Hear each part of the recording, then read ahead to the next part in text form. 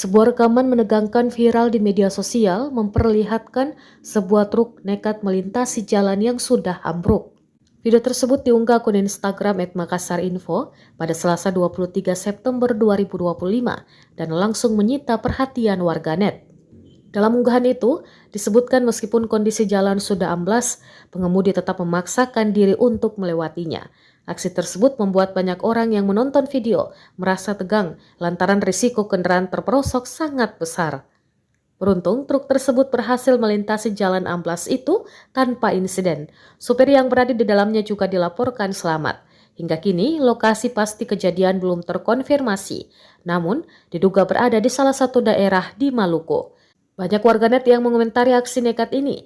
Sebagian menyebut sopir berani, sementara lainnya menilai tindakan tersebut sangat berisiko dan membahayakan nyawanya.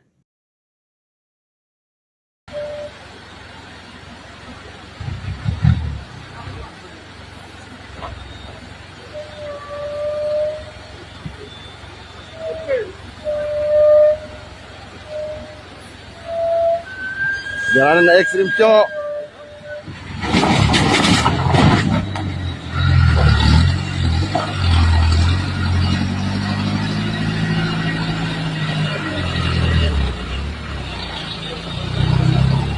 Download Tribun X sekarang, menghadirkan lokal menjadi Indonesia.